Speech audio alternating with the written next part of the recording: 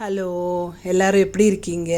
நல்லா இருக்கீங்கன்னு நம்புகிறேன். நம்ம இந்த வாரம் ஒரு north Indian special aloo parotta சீக்கிரமாக செஞ்சிடலாங்க. டேஸ்ட்டாகவும் இருக்கும், குழந்தைங்களுக்கெல்லாம் ரொம்ப பிடிக்கும். அதுவும் இல்லாமல் இது செஞ்சோம்னா இன்னொரு ப்ளஸ் பாயிண்ட் என்னென்னா, நம்ம இதுக்காக ஒரு குருமா செய்யணுங்கிற அவசியமெல்லாம் இல்லை.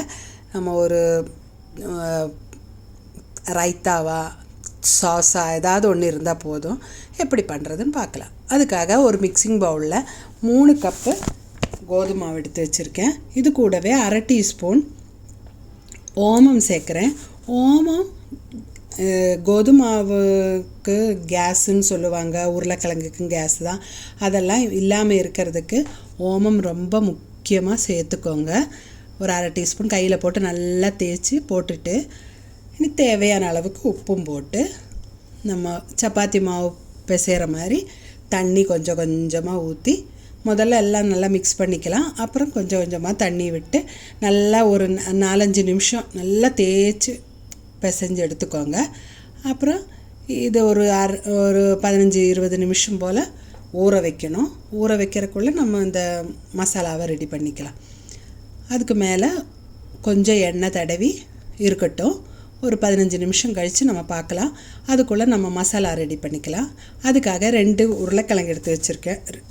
உருளைக்கிழங்கு கூட 1/2 டீஸ்பூன் மஞ்சத்தூள், 1 டீஸ்பூன் மிளகாத்தூள், 1/4 டீஸ்பூன் மல்லித்தூள், அப்புறம் ஒரு 1/4 டீஸ்பூன் கரம் மசாலா, அப்புறம் ஒரு துண்டு இஞ்சி, ஒரு 4 போல் பூண்டு எல்லாம் நல்லா பொடியாக நறுக்கி போட்டுக்கோங்க. அப்புறம் கொஞ்சம் மல்லி இலை கூடவே ஒரு 2 பச்சை மிளகாய் இருக்குது. அதை கட் பண்ணி எடுக்கிற வீடியோ எப்படியோ மிஸ் ஆகிடுச்சு.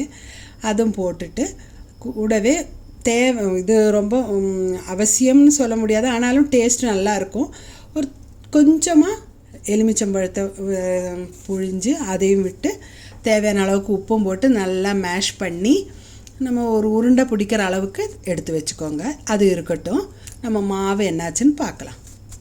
மாவு ரெடியாக இருக்குது. கொஞ்சம் நேரம் நல்லா தேய்ச்சிட்டு நம்ம இது சப்பாத்தி மாவை விட கொஞ்சம் பெருசாக கட் பண்ணி எடுத்து வச்சுருக்கேன் பாருங்கள். இனி இதில் ஒரு உருண்டையாக எடுத்து நடுவில் ரொம்ப அமுத்திடாதீங்க. ஓரமெல்லாம் இப்படி மெதுவாக அமுத்தி கொஞ்சம் இது பண்ணி எடுத்துட்டு இனி கடைசியாக சப்பாத்தி கட்டை வச்சு நல்லா தேய்ச்சி எடுத்துக்கோங்க.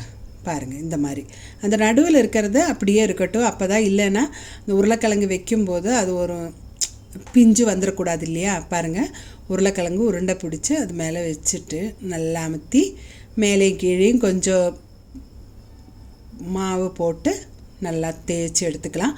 தேய்க்கும்போது பார்த்து பதனமாக தேய்ச்சிக்கோங்க, பிஞ்சு வந்துடக்கூடாது. உருளைக்கிழங்கு வெளியே வராமல் மெதுவாக தேய்ச்சிக்கோங்க. மெதுவாக தேய்ச்சி எடுத்துகிட்டு தோசைக்கல் காஞ்சிட்ருக்குது, கல் மேலே போட்டு நல்லா ஒரு பக்கம் வெந்துருச்சுன்னா திருப்பி போட்டுட்டு அதுக்கு மேலே கொஞ்சம் நெய்யாக ஆயிலாக எது உங்களுக்கு பிடிக்குமோ தேய்ச்சி திருப்பி இதே மாதிரி எடுத்துட வேண்டியதான். இதே மாதிரி மிச்சத்தையும் செஞ்சிடலாம். பாருங்கள், சூப்பராக வந்திருக்கு. எல்லோரும் செஞ்சு பார்த்துட்டு எப்படி இருந்ததுன்னு கமெண்ட் பாக்ஸில் கமெண்ட் பண்ணுங்கள். அடுத்த வாரம் சந்திக்கும் வரைக்கும் வணக்கம்.